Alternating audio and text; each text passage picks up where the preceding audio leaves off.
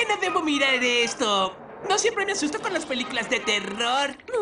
En los años 2000 ocurrió un fenómeno bastante particular en el ámbito del cine, y es que el género del horror tendría una nueva oleada de películas a las que explotar, y estas estarían basadas principalmente en esta mujer de pelo largo y manta blanca que sale de la tele arrastrándose así, uy qué miedo, en la famosa película El Aro. Ahora, si bien lo recuerdo y por lo que se pudieron contar en los años posteriores al lanzamiento de esta película, esto en verdad fue un gran fenómeno. Constantemente recuerdo haber oído hablar a algunos de mis compañeros de La Señora del Aro y que salía de la tele y que había una cinta de video, no la que salía en la película, sino que una de verdad, que si la veías entraba un antiguo espíritu a tu casa y te mataba. Algo muy parecido a este rumor de Marilyn Manson, en donde se hablaba de que se había sacado las costillas para chuparse. Eran tiempos distintos, debatíamos de cosas distintas, y yo todavía no olvido cómo unos amigos míos me negaron el hecho de ver El Aro porque me podía poner a llorar. No me olvido esa weá, weón, yo sí estaba preparado, weón, ¿ya? Ahora el tema es que sí, confirmo, la versión norteamericana del Aro no es mala, pero ¿han visto la japonesa?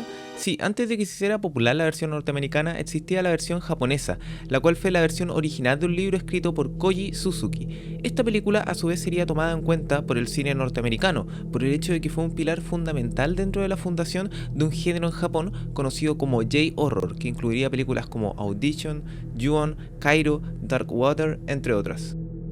Aunque algunas son muy distintas en concepto, si bien podemos decir de que Ju-On y Ringu comparten el hecho de tener este espíritu maligno que busca cierta venganza, o más bien dentro de la cultura japonesa descrito como un yurei, catalogado como un onryo, y es por esto mismo de que la película es tan popular y también tan exitosa, porque la historia y lo que es esta presencia está netamente ligado con las creencias que hay en Japón y cómo estas historias de fantasmas se encuentran arraigadas a algo que puede pasar dentro de la propia realidad de los habitantes en Japón. La historia de Ringu es bastante simple. Un grupo de estudiantes se encuentra una cinta de video, la ven en conjunto y cada uno de ellos muere de una forma bastante misteriosa y extraña, con esta expresión facial que transmite el sufrimiento de la víctima al ver algo que no se había presentado en su vida antes. La historia respecto a la cinta maldita se empieza a transmitir y una reportera que es cercana a una de las víctimas decide investigar más del asunto en conjunto con su expareja, llegando al punto de encontrar la misma cinta, verla y quedarse atrapada dentro de lo que sería el destino de la maldición de la cinta perturbadora,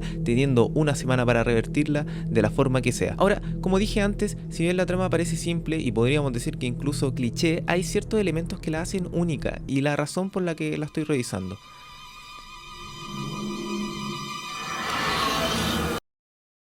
Primero que todo, lo más importante dentro de la película es la construcción del terror. Ahora, transmitir terror es complejo. Sí, es cierto, hay una forma de transmitir un impacto a través de lo que es un screamer. O sea, después de todo es una sorpresa. No es algo que se va a mantener en tu cabeza, a menos que esté bien hecho.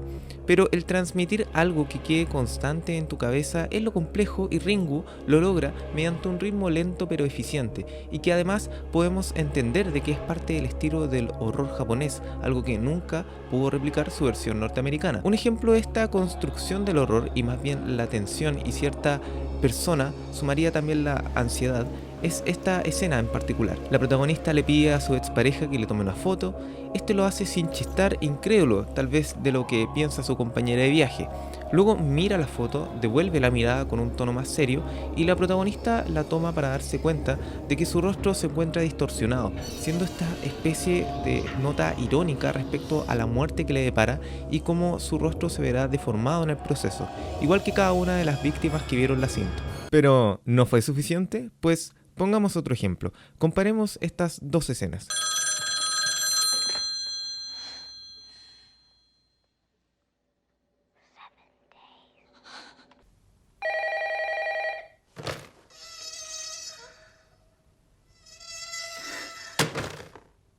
Ahora, ¿cuál fue la diferencia? Sí, correcto, la utilización de sonidos. En primer lugar, en la película norteamericana tenemos ese efecto de sonido que, si bien funciona bien, no se compara al utilizado en la versión original, que es más bien un sonido bastante ambiguo y que de hecho hace que la situación no esté tan alejada de la realidad. De hecho, bastantes veces he confundido ciertos ruidos que más bien son de mi ambiente con algo extraño y que me hace entrar en un estado de alerta. Sí, me ha pasado bastantes veces. Por lo mismo, es que el sonido ambiental funciona bien, porque en verdad no se sabe bien qué es. Podría ser algo del ambiente, como podría ser algo malo, tal vez una interferencia o tal vez un monstruo al otro lado de la línea. Es algo bastante simple, pero eficiente dentro de la creación y construcción de una reacción que debería ser transmitida al público. Otro aspecto que también me gustaría mencionar tiene que ver con la ambigüedad y el misterio que se presenta durante toda la película, en donde tenemos un escenario incierto respecto a cuáles son las soluciones detrás de encontrarse atrapado por la maldición de la cinta.